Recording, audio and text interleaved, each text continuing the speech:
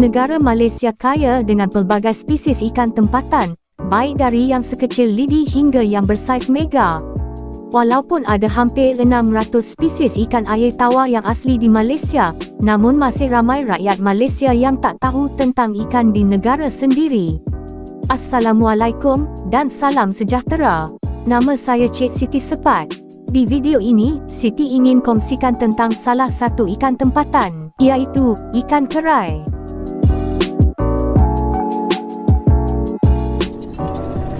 Video ini dibawakan khas oleh Jejak Air Tawar. Ikan kerai adalah sejenis ikan bab dari keluarga Cyprinidae yang kelihatan seakan ikan lampam. Namun ia boleh dibezakan melalui ciri-ciri warna, bentuk fizikal, sisik, dan terutamanya dari bentuk sirip. Kebiasaannya, sirip dubur ikan kerai lebih panjang dan runcing, sisiknya juga lebih kasar atau besar berbanding ikan lampam.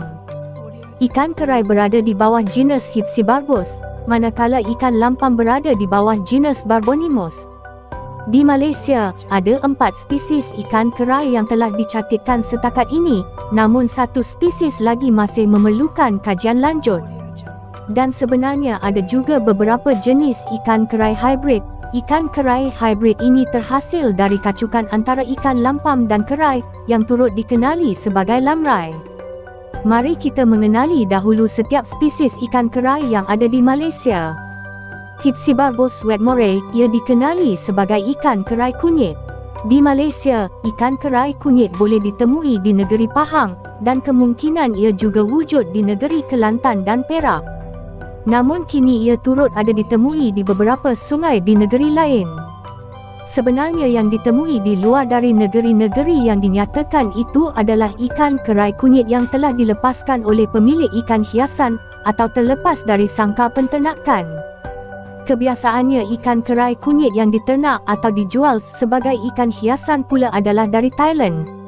Walaupun ia adalah spesies yang sama, namun pelepasan di luar taburan asalnya sebenarnya tidak digalakkan demi menjaga keseimbangan rantaian makanan yang asal di kawasan tersebut.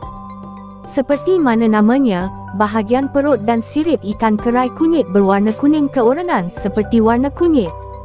Mengikut rekod, ia boleh membesar sehingga 10 inci, namun ada catatan lain bahawa ia sebenarnya boleh membesar sehingga 18 inci.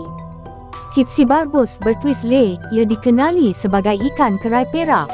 Setakat ini ikan kerai perak hanya ada ditemui di Sungai Perak, bererti ia adalah spesies endemik di negeri Perak. Tapi ada beberapa penemuan spesimen di negeri Pahang yang mirip ikan kerai perak. Selain kerana lokalitinya, namanya juga diberikan berdasarkan warna peraknya yang lebih jelas, kerana warna siripnya juga pudar berbanding spesies ikan kerai yang lain. Tiada maklumat rasmi tentang saiz maksimumnya, namun jika mengikut anggaran yang ada, ikan kerai perak kemungkinan boleh membesar sehingga 18 inci. Hypsibarbos malcolmi, ia dikenali sebagai ikan kerai Pahang dan turut dikenali sebagai ikan kerai jelawat. Di Malaysia, ikan kerai Pahang hanya ditemui di negeri Pahang atau mungkin juga ia wujud di negeri Kelantan. Siripnya berwarna oranye yang agak pekat, tapi ada juga spesimen yang memiliki sirip yang berwarna pudar. Bentuk badannya pula kebiasaannya agak rendah dan lebih panjang berbanding spesies ikan kerai yang lain, namun ada juga yang berbadan lebar. Mengikut rekod, ikan kerai Pahang boleh membesar sehingga 19.6 inci. Hypsibarbos pierre, kemungkinan ia dikenali sebagai ikan kerai keranji. Di Malaysia, spesies ini sebenarnya masih memerlukan kajian lanjut, kerana tiada sebarang penemuan spesimen spesies ini yang diketahui setakat ini.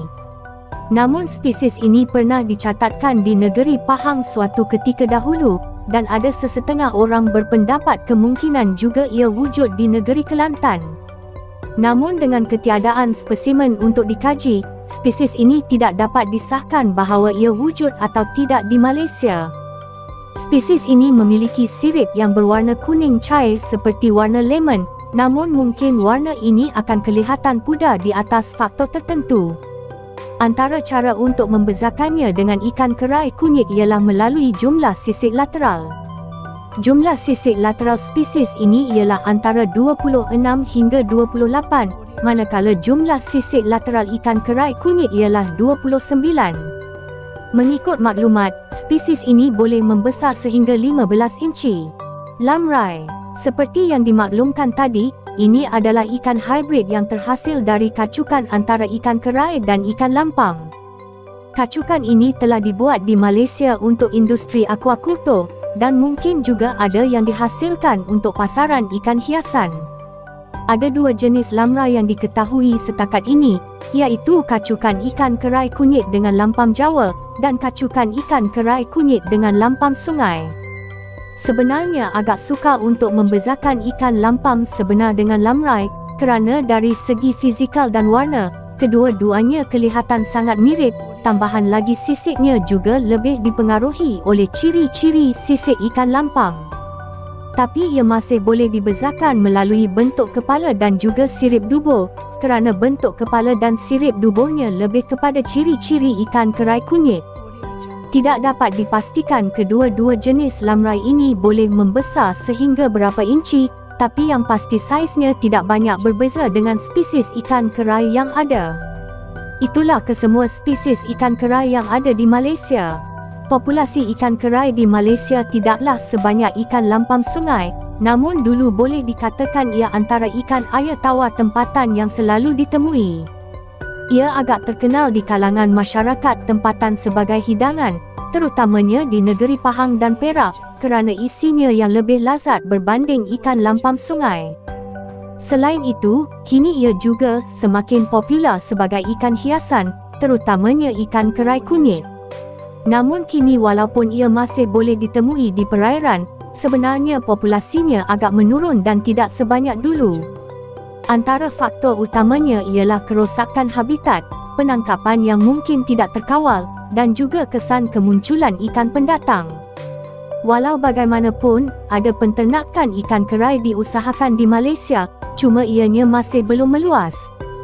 Spesies ikan kerai yang diketahui ada diternak setakat ini hanyalah Hypsibarbus wetmorei atau ikan kerai kunyit. Mungkin ada lagi spesies lain yang diternak tapi tidak dapat dipastikan kerana kekurangan maklumat. Itu saja yang Siti dapat kongsikan tentang ikan kerai. Semoga populasi ikan kerai yang asli di Malaysia kekal terpelihara, dan Siti harap ada pembiakan ke semua spesies ikan kerai tempatan diusahakan dari sekarang, sebelum ianya semakin berkurangan. Sekian, dari Cik Siti Sepat. Assalamualaikum, dan salam sejahtera.